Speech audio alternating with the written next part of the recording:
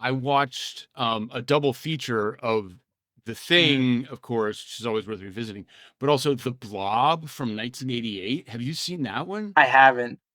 Oh my God, it's incredible. It's insane. It's Okay. like the most brutal, like monster kills you've ever seen. It's just like people getting melted left and right. Strong recommend It's for the that. guy, he directed The Mask. I'm looking him up right now. That's so ridiculous. I love it. Yeah, I guess apparently he's made a bunch of other bad Sure. I movies, mean, but I this one love is really that. No, good. I no, I love the range, honestly. So welcome. Uh, Thanks for anybody who might hypothetically be watching this. We will be talking as if you're not.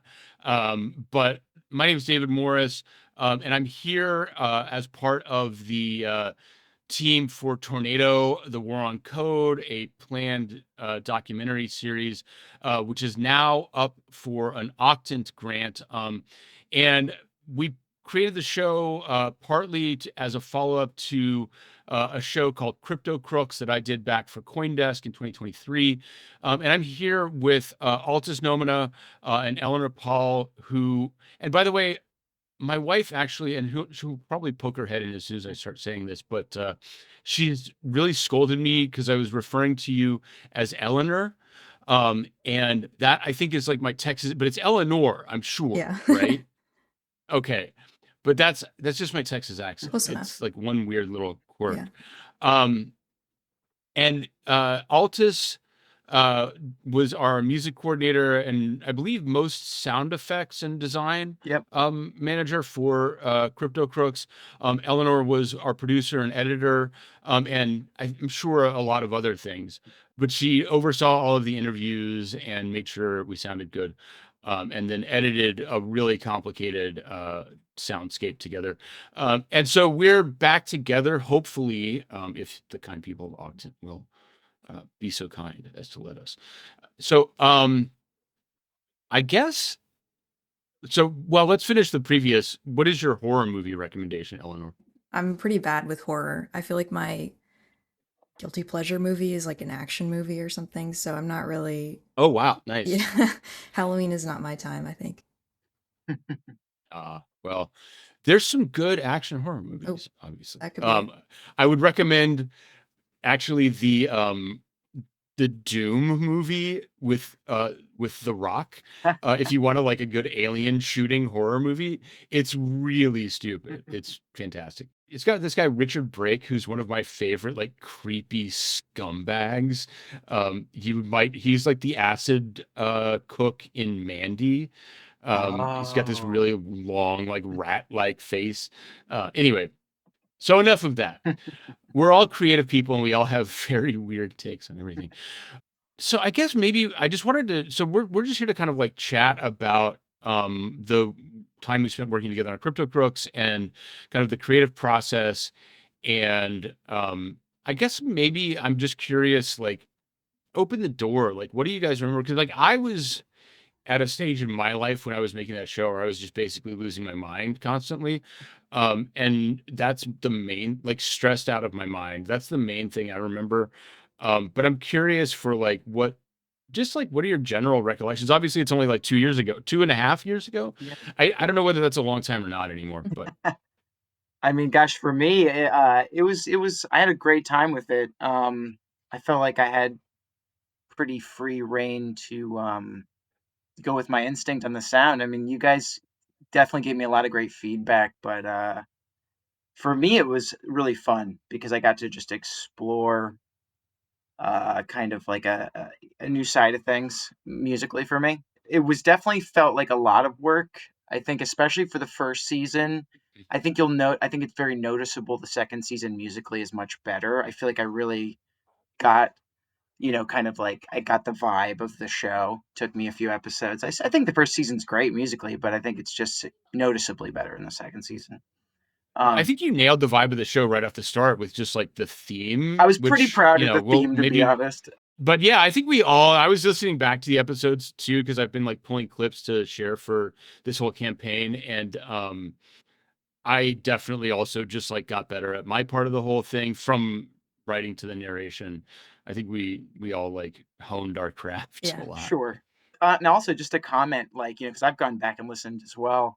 Um, David, you have such a cool voice, and like it really is engaging and Oh, interesting. thanks. And then like Eleanor too, the editing is like impeccable. I feel like people wouldn't notice that that show is edited necessarily. It's just it's very it's got such a great flow to it. And I feel like that's a sign of good editing is people probably not knowing even that it is, you know. Yeah, and that's what I think back most to is every episode prior to release, I listened to at least 7 times. So it just Yeah. meant that I was super familiar with the content. Well, 7 times. I don't know if you're counting all the time you spent listening to me read the script. Yeah, true. It's like 3 times for every sentence. But it was great because I could really Least. focus on it, and every single step I was able to listen back and make sure it all fit together well. And maybe that's one of the standout memories for me though is being in the booth, which who knows what we'll be able to come up with this time around because we used the nice CoinDesk booth, but being in the booth and like reading this script and like as a writer sitting there and like looking at the words that I had written down, thinking that they would sound good when I said them out loud and being like, no, that actually is not going to work at all.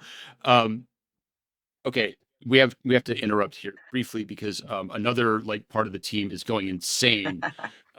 What are you?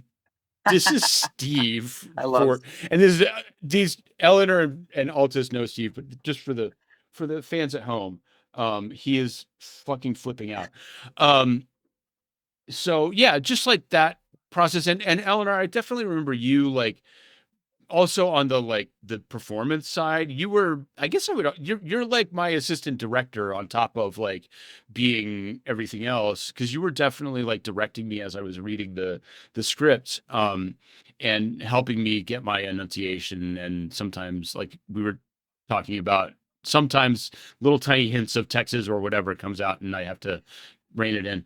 Yeah, and just tone too and emotion and what that Yeah, contributes. exactly. Yeah, yeah. But also yeah like the looking at the words on the page and then saying them and like I think I learned a lot as a writer because I usually write for just like the page rather than anything else, so that was I think the big expansion for me. I just loved how big our project files were. Just how many tracks we had layered, um, all the different source files, and it was fun. It was cool. it was cool. Yeah, and was it I can't remember really who. I guess Eleanor, it was mostly you who was like pulling archival stuff for us in that process, Yeah, and then which interviews. was great too. Hmm. Yeah, so we had That like was my cool. voiceover interviews. um if you listen the old like news clips Mhm. that we were able to get off YouTube and things like that, and then sound effects and music. So yeah, even just like the minimum is like 5 tracks that I've just described there. So yeah, wow. Yeah, those files were there were many tracks. It was great. Something I wanted to say before I forget. Another thing that I kind of loved was the fun, like silly aspect that came out here and there, like the Run on the Bank little like chopped and screwed remix thing we did. I thought that was fun. Or like making I like had forgotten about that. yep, that kind of thing. I've been listening back, but I haven't gotten to that one, and Yeah. I have to like that's definitely going to be one of the highlights that people are seeing us distribute. Just that little stuff was fun. Or like we needed a I think it was they're doing like a Euro pop 90s little thing real quick, or just little stuff to bring people in.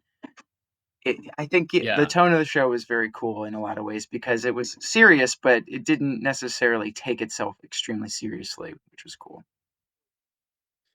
nice. And yeah, I mean, it is like, and I think it's something that we're going to have to really think about with the next show because it is a different subject matter. One of the reasons Crypto Crooks was so fun is because these guys are like goofy criminals and fuck ups. And, um, the situation with Roman Storm, I don't know how much you guys have had a chance to get up to speed because, you know, Eleanor, I don't know how much you still work in crypto, but it's not necessarily your like main specialty. Altus, you're completely outside of crypto, more or less. But this situation that we'll be making the next series about, it's a little bit more complicated. It's a little bit more nuanced. And the guy who goes to jail potentially, is not really our villain here. And so like there's a lot of opportunities for spoofs and goofs on, let's say, the federal side of things. But I think that we are, that's definitely going to be a different Mhm. kind of story that we're telling. And so we will be thinking about that differently. Although, just to be clear, the 80s heavy metal synth tone is going to remain unchanged. Yes. No, but also to speak on that, when Crypto Crooks got serious, I felt like it felt really cool. Like there was a couple, I think it was the last couple episodes, like just the ending of those episodes to me, like I don't know, emotionally, I really felt. I thought they were very cool. So when we want to do it, I think we're pretty good at it. Yeah. Yeah. I mean, absolutely. Like there's and a lot of good like audio soundscapes, especially like I've only made it back through the first season, but like the I think it also embodies something that I say maybe more than I actually mean, but I think of myself as a yellow journalist a lot. I want to tell stories that are like, going to get people's attention because something dramatic happened. And our first season on BitConnect, we lead off with this guy's wife who seems to have killed herself by jumping off of a cliff. And I was listening back to that, and obviously it's a very serious moment. We're not like joking around in that moment as a show. Um, and I was like hearing what you'd done, Altus, with like the waves, and like you really like put people there. And that was, I mean, definitely like my creative ambition with this as a sound project when we first started working on it. You really like 100% did that, because I think, maybe you could say something about this, or either of you, because this is your realms, but like there's something about like sound as a medium as opposed to video. Like I think we're specifically doing this as sound for particular reasons, and that immersion is one that's big for me. That's the most exciting part almost, is that it is audio first. I think video can add a lot, but at the same time, you reduce your capabilities of what you can do with audio as soon as you add video, at least timed beat by beat video. Um, Mm. and there's so many tricks you can do with audio.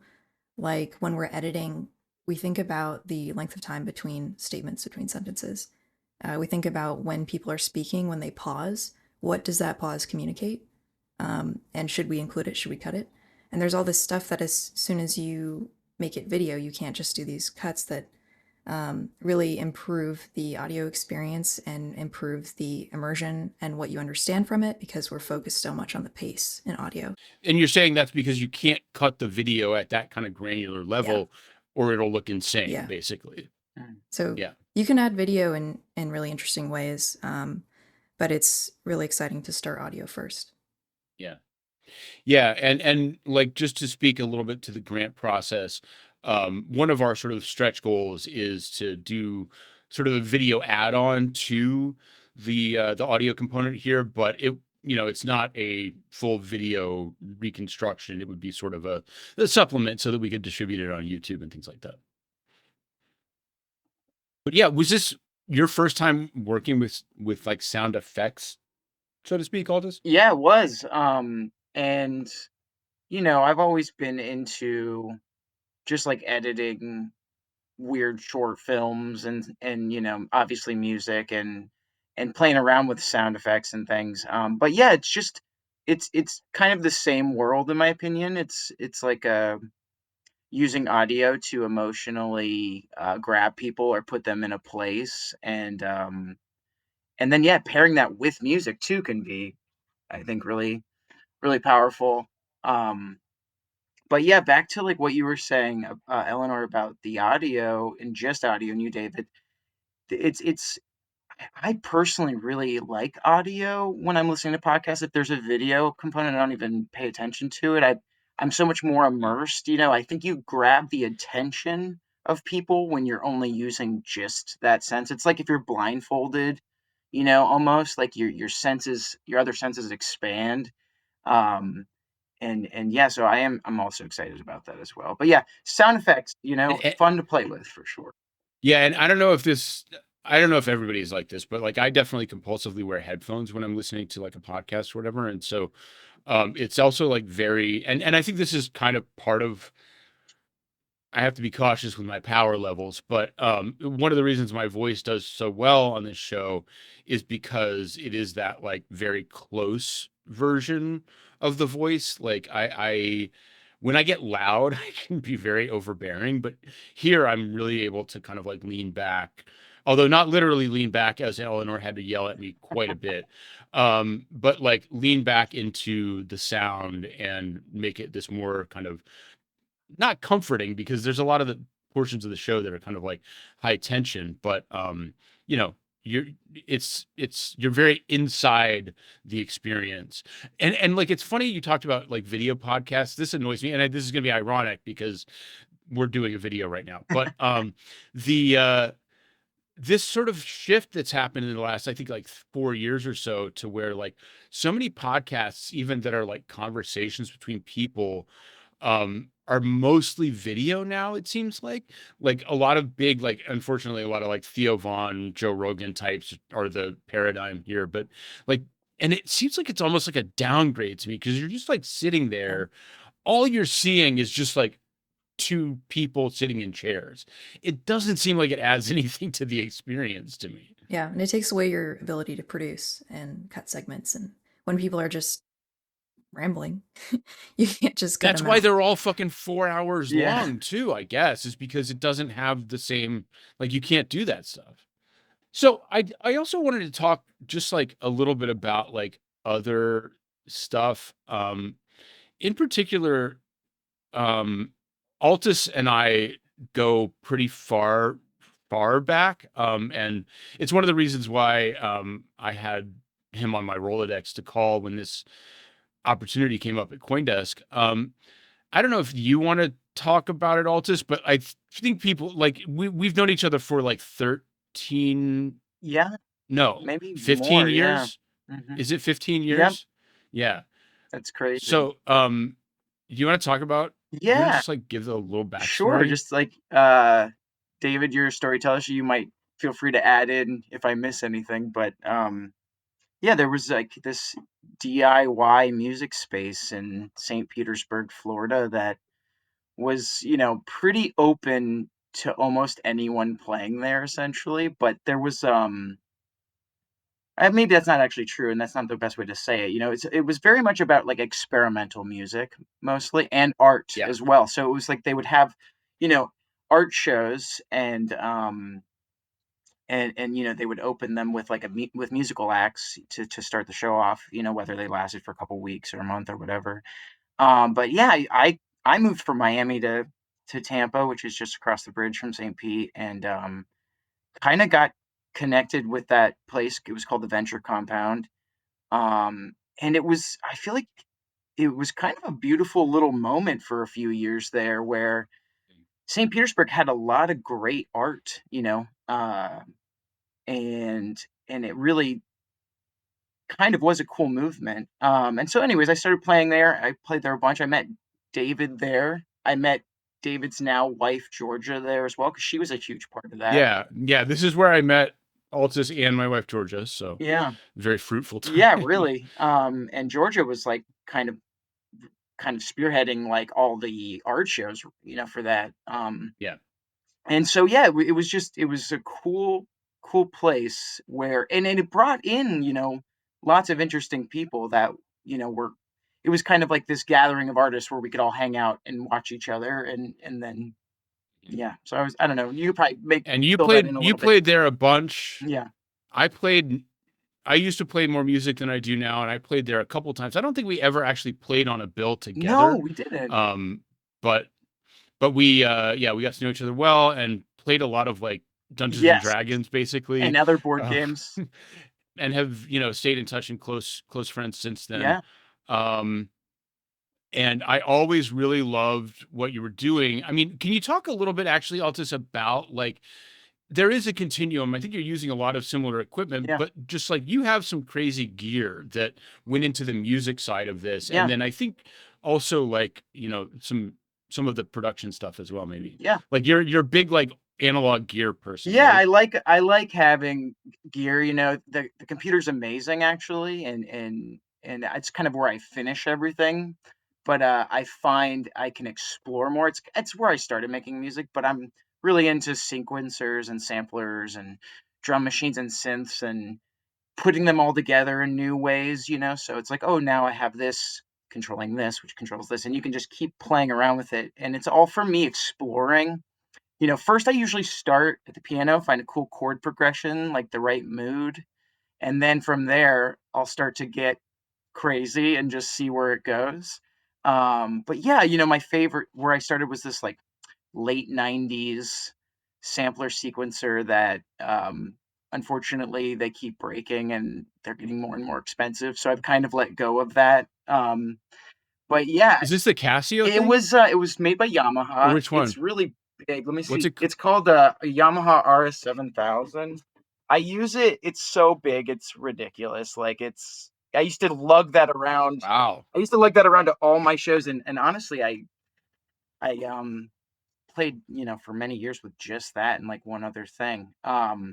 But Wow. it's So wait, was this used for Crypto Crooks? it was because I still sequence with it. So the actual sound capabilities are broken, but its sequencer to me is still better than like any of the new sequencers out here. And I've got a bunch of other cool sequencers too. But um, For people who might not know, yes, what does a it's sequencer a fair do? question. So a sequencer, what it does I'm is not even sure I so know. it sends MIDI data, right? And MIDI data is just like a language that tells something like another machine to do something. So at a very base level, I could program in here a bunch of notes to be played at so many bars, and I can send that information out to other synthesizers or other just equipment to trigger those sounds, right? So I might play, you know, a, and then just have that going along with a bunch of other sequencers, which then could trigger other things. It can kind of get out of hand pretty easily and quickly.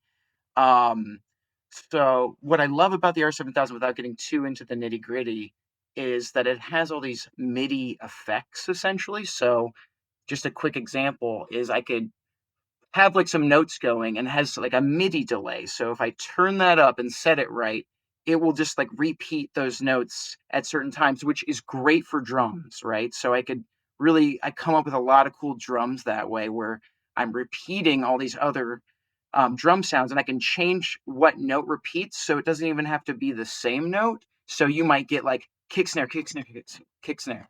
Um, anyways, I feel like I'm kind of getting out of hand there, but No, no, I think that there are people who want to know this stuff. Um, but also like how did, and maybe Eleanor, you can talk about it a little bit. How did the process work from like, I mean, and I can't even remember this stuff at this point, but I assume we like recorded my voiceover first, and then did that go to Altus for everything else, and then come back to you for editing? Is that No, we had a voice over edit first only, and that would pick out the best takes. And the reason we did that first was to get the timing so that Altus would know yeah, yeah. length of times for each segment. And then at the same time that you were working on that Altus, I think I was also adding in whatever other stuff we were including, like archival footage or interviews or anything like that. And then we would go back and forth a few times on the final mix. So there was kind of some stuff happening in parallel and some stuff sequential. Oh. Yeah, so I was blissfully insulated from, and I guess I won't be this time, but I was blissfully insulated from the back and forth of the like editing and music process. Um, with the music, did you like, well, okay, this is actually kind of important because I think it's one of the more unique things that we did. So like Eleanor would do the voice edit and some timing stuff. And then at what point, Altus, did you like come up with the themes and like ideas, and B, like put it to the actual track and sound? Like what was that stage of the process? so when Eleanor would send it to me, you know, I'd go through the script and there would be script notes that would like kind of give me guidance on like right here we're gonna need maybe a sting or you know let's have some you know drony tension music here and so I kind of read the script, look at the notes, and then listen along a lot of times and try to just get the pacing that Eleanor kind of set out because and which like, again to compliment you, like it really shined. It made it pretty easy because I already just through the editing alone, I already am starting to get the vibe of the thing. The script is kind of telling me the vibe, your voice, the pacing's already almost there. Um and so there's a couple things where like you know, I'd ask Eleanor like, "Hey, do you mind if I push this pause a little longer because I've got music here or there?" But for the most part, it was already just there and done for me. So what I would do is listen to that, and I kind of go through and I kind of just go with the first thing that inspired me. So I'm like, "Oh, this part like sounds cool. I like the way David said this, or just this is really interesting right here."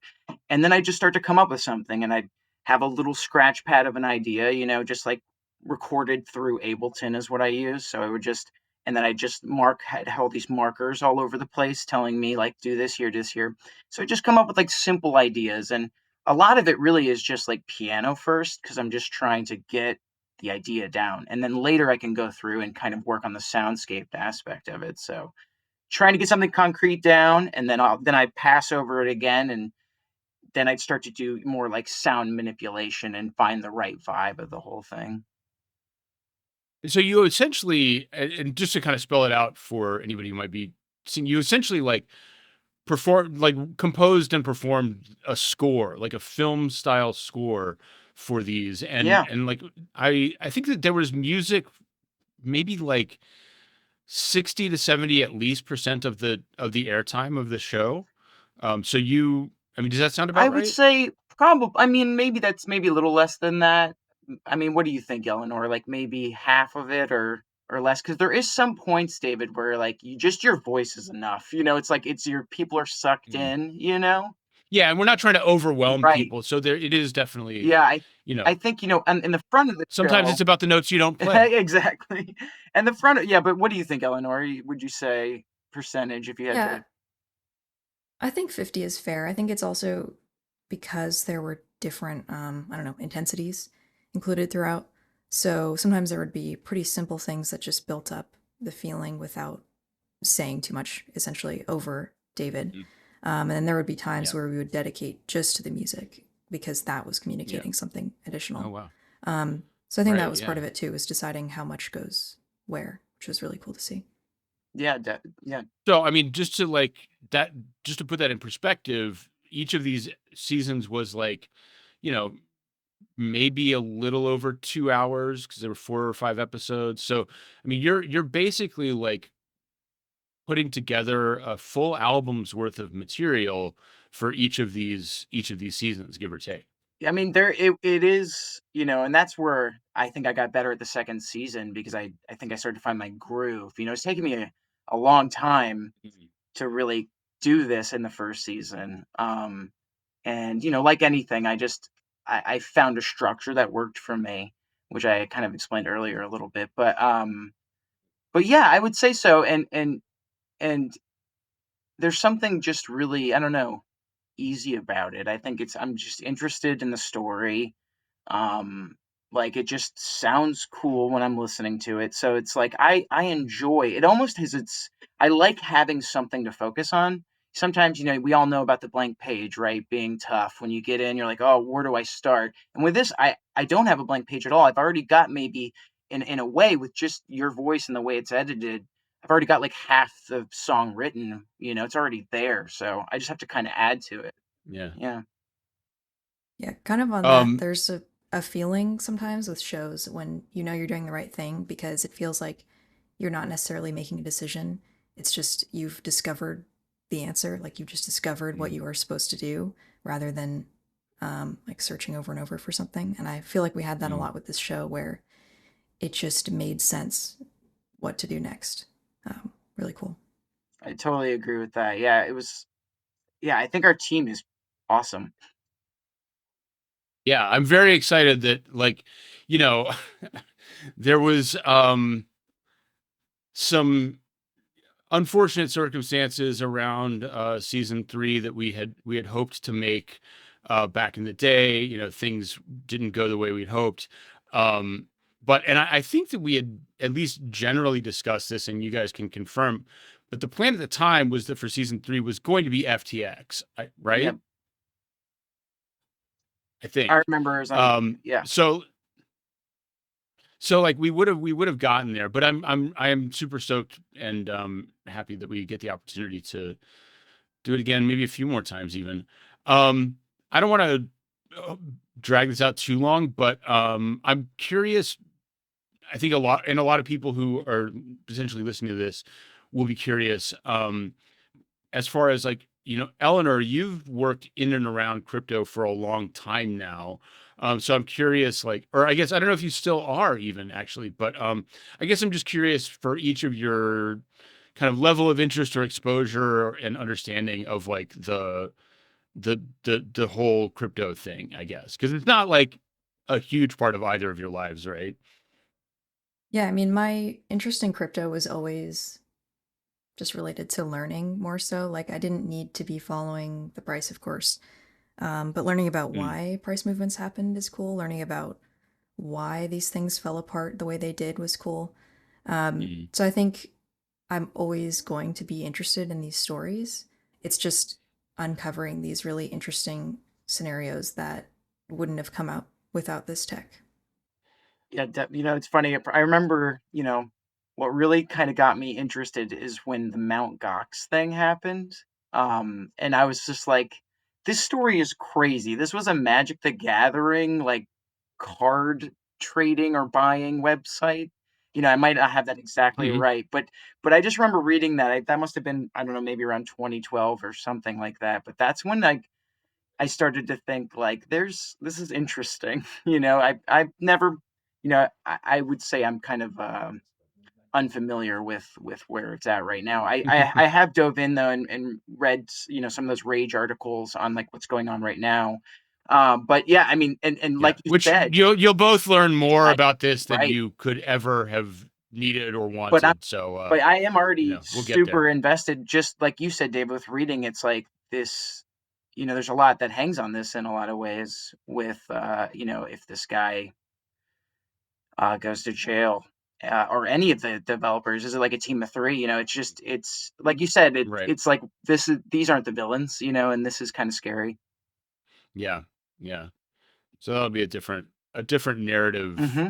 challenge, I guess, for us, because and one of the reasons that, as Eleanor was saying, like where there is a sense that like you just do the thing that seems right. I mean, that's a lot easier in some of the previous stories too, in terms of how I told the story, because there was this element of like, there's a bad guy or often several bad guys, and they're kind of um, malevolent, and it's a much more complicated story here. So I think maybe that's one of the things that I'm looking forward to, is that this is much more of a, I don't even want to say gray areas, because I'm not sure that's right, but it's just far more complicated Yeah. and human, I think, in a Hmm. very, um, grounded way, rather than the like hilariously over the top way that like Do Kwon is still technically a human being.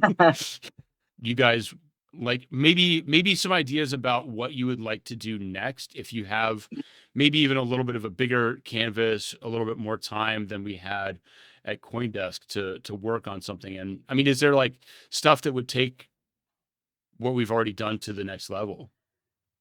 I think for me, the mixing of things. I mean, I luckily, I try to keep the music quiet. I don't want it to really. It's supposed to. You're the focus. So, like, luckily, the mix, it being perfect, isn't gonna mess anything up truly. But just for me, I think I'll have more time to really mix it well and have things really stand out a little more here and there or not. So I'm excited about that. Mhm. Um, you know, And by the way, one of the ideas that I had for something that we could and probably should do if we have the bandwidth is to, this time around, release the music in a it's standalone a great format of idea. some sort or another. That's cool. I Yeah. like that. And then, I mean, this is just something else, but I am excited, and depending on how we go with this, obviously there's going to be a theme, I'm assuming, right? And then like outro music. Yeah. So I'm excited to kind of Yeah. figure that out with you guys and bounce ideas back and forth till like we're all really happy with it. And then there's like that intro, in Crypto Crooks, it was just kind of a drum. beat. But I'm excited about those three things because they're going to be kind of part of the Yeah. show. I mean, and again, it's like maybe we don't do it that way this time, but if we do, I'm excited about the things that will always be Yeah. there. Yeah, I mean, kind of similar. It's just the time to spend on it. Like, when I have time, try to listen on multiple headphones. So, like, sometimes earbuds, Oh, right. sometimes computer, laptop, phone, speaker. But it's just, You're effectively mastering this too, right? yeah, well, along with the voice. But I think that is just part of a broader goal of reaching a wider audience, because you don't have to be into crypto to enjoy the story.